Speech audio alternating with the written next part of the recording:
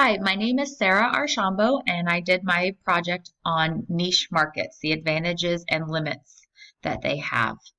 BusinessDictionary.com defines a niche market as concentrating all marketing effects on a small but specific and well-defined segment of the population. Niches do not exist but are created by identifying needs, wants, and requirements that are being addressed poorly or not at all by other firms, and developing and delivering goods or services to satisfy them. As a strategy, niche marketing is aimed at being a big fish in a small pond instead of being a small fish in a big pond, and it is also called micro marketing. An example of this would be Tervis.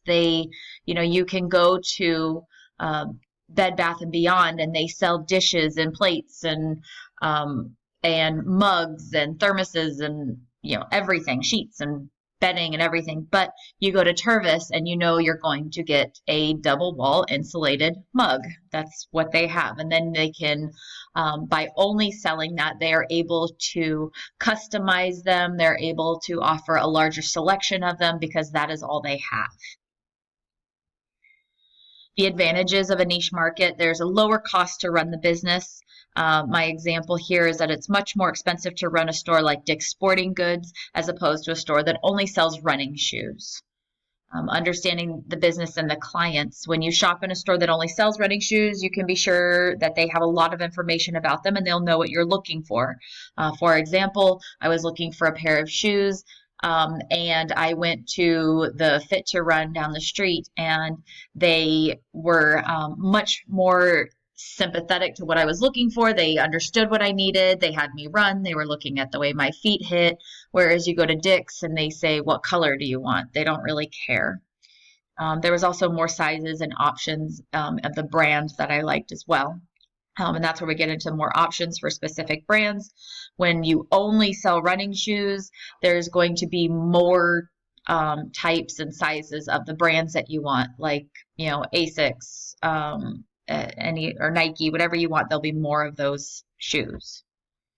Disadvantages: there's smaller profit margins, there's fewer clients, so your profits won't be quite as much, you won't be selling as much. However, I think that depends on the product.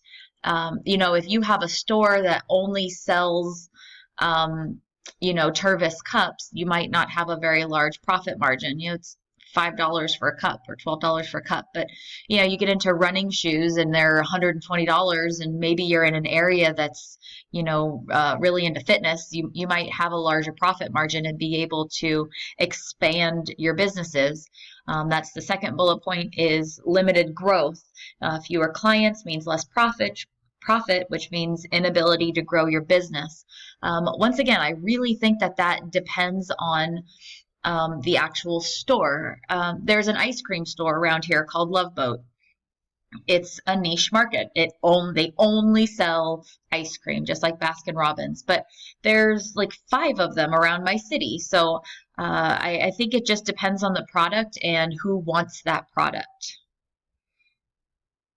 Some examples of some niche products that I've come across lately: meal delivery services, Blue Apron, HelloFresh, Home Chef, Green Chef.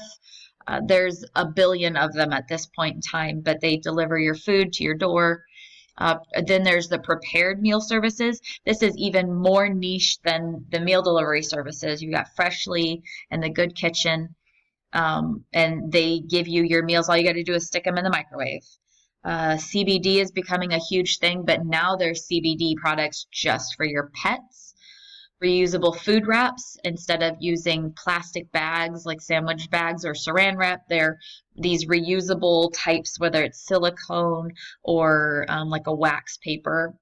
Clothing subscriptions, where you have Stitch Fix, or I know there's a few more I can't think of off the top of my head. And I would even say pet food is a niche market. You have all these different brands and they have all their different gimmicks, as far as grain-free and carnivore and all the protein and all this other stuff that they offer. I would say that pet food is a niche market as well. I have also posted my references to some of the websites that I found my information from. I hope you like my presentation. Sorry for the ums and likes. And good luck to the rest of the class for the rest of the school.